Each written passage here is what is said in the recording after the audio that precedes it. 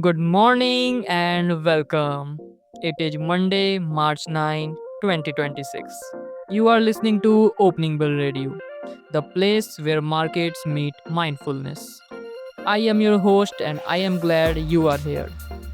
Let's begin as we always do, just a breath in and a long, slow breath out. It's Monday, a fresh week, a clean slate. Markets were closed Saturday and Sunday, a little pause for all of us. But now we are back. The last time we traded was Friday, March 6, and it was another tough session. The Nifty dropped over 300 points, volatility spiked, fear was in the air. But that was then, this is now. A new week, a new opportunity to trade with clarity, not emotions. So let's sit back, breathe, and walk into these markets together.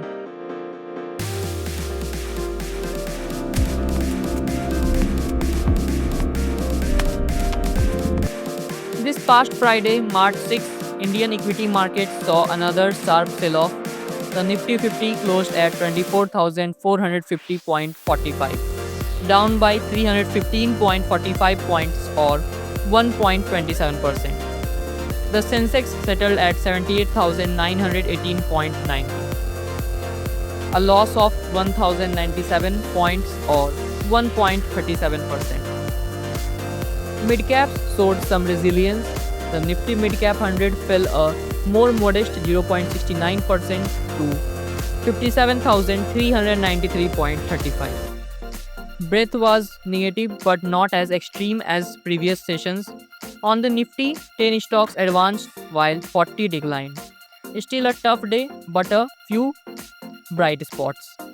Sectoral movers, alcoholic beverages was the star, surging 5.28%, a standout performer.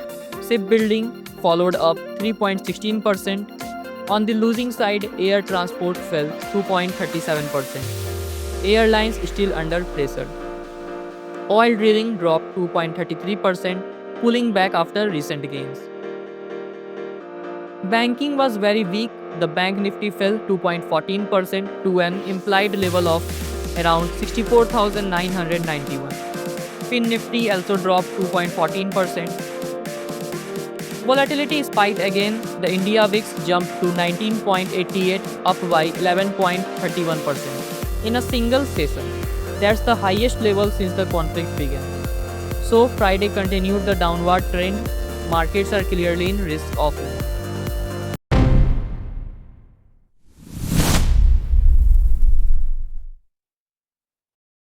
Now let's see what happened globally over the weekend and in Friday's sessions. In the US, Friday was another negative session. S&P 500 fell 1.33% to 6740.02.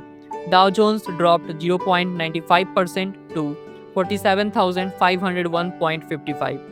Nasdaq 100 slipped 1.51% to 24,643.02. The Dow Jones was sharply lower as traders got jittery over soaring oil prices. We saw headlines about that on Friday. Tech stocks continue to feel the pressure from rising rates and geopolitical uncertainty. In Europe, it was also weak. FTSE 100 fell 1.24%, DAX dropped 0.94%, Euro Stocks 50 lost 1.09%. In Asia, on Friday's close and Monday morning cues, Japan's Nikkei 225 fell 1.12% on Friday. Hong Kong's Hang Seng bucked the trend, gaining 1.72%, a rare bright spot. Australia's ASX 200 dropped 1.00%. So, global cues are broadly negative as we open the week. Only Hong Kong showed some strength. The geopolitical situation remains tense. On the weekend, there were no major new escalations, but the Strait of Hormuz remains effectively closed. Oil tanker traffic is still halted, insurers are refusing coverage, global supply chains are being rerouted. President Trump reiterated his stance, saying the US will not tolerate threats to global oil supplies. Iran's leadership has vowed retaliation, but so far the situation is in a tense standoff. War jitters are fueling demand for safe havens. The US dollar rose toward 100 on Friday, as we saw in the news.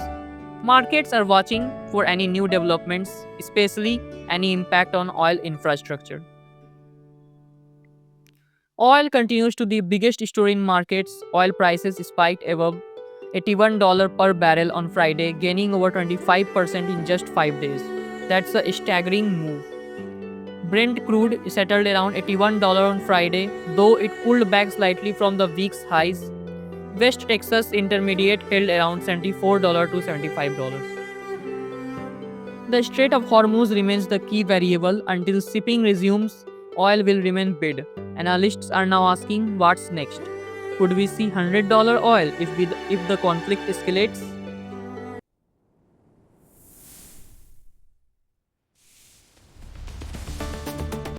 Let's look at the Nifty's technical landscape based on Friday's close. Pivot point is at 24,522.33. Resistance 1 is at 24,628 and resistance 2 is at 24,807.38. Support 1 is at 24,343.87 and support 2 is at 24,237.28. The index closed at 24,450 below the pivot and testing the S1 support. Nifty is trading well below all key moving averages 5, 10, 20, 50, 100 and 200 day.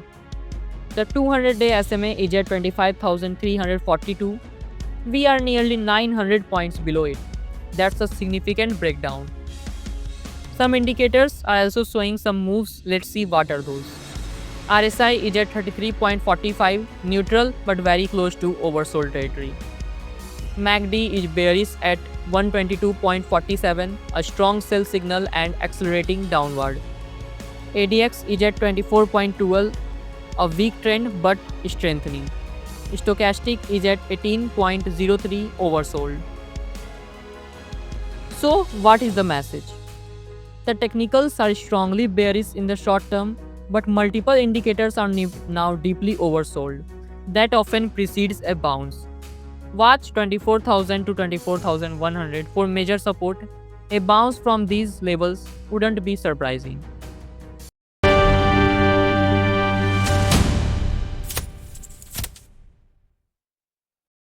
Let's look at some of the key news headlines from Friday that are still relevant as we open the week. On the currency side, US dollar rose toward 100 as war jitters fueled safe haven demand. Jobs data looms this week. Oil prices spiked $81, gaining over 25% in just 5 days. Analysts are asking what's next.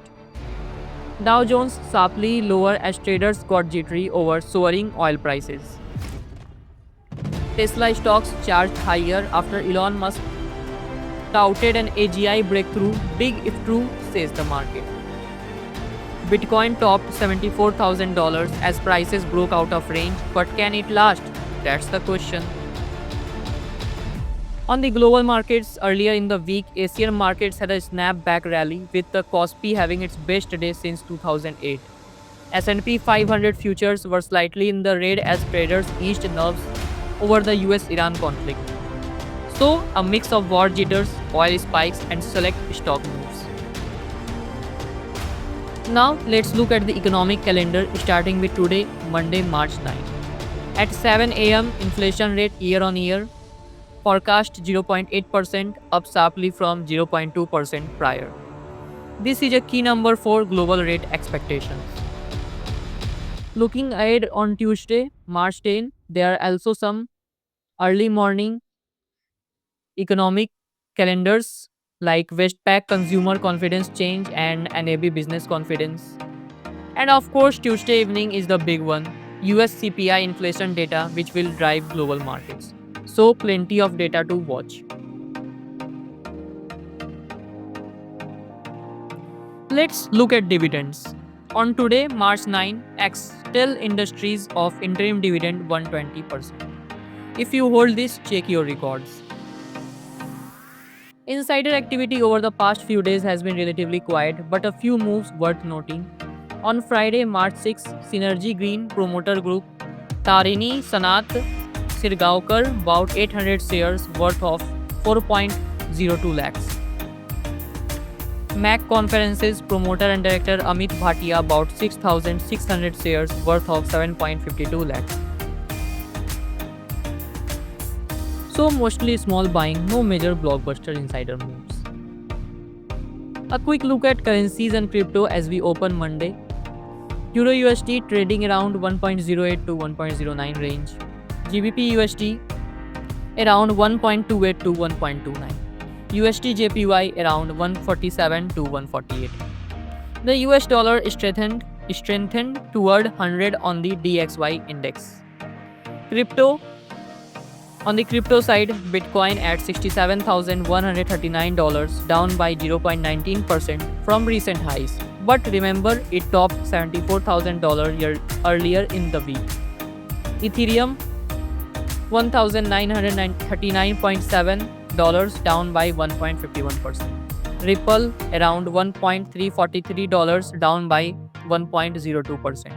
And Litecoin around $52.66, down by 1.7%. Crypto remains volatile as always. Bitcoin broke out to $74,000 but couldn't hold those levels. A few more headlines from Friday and the weekend.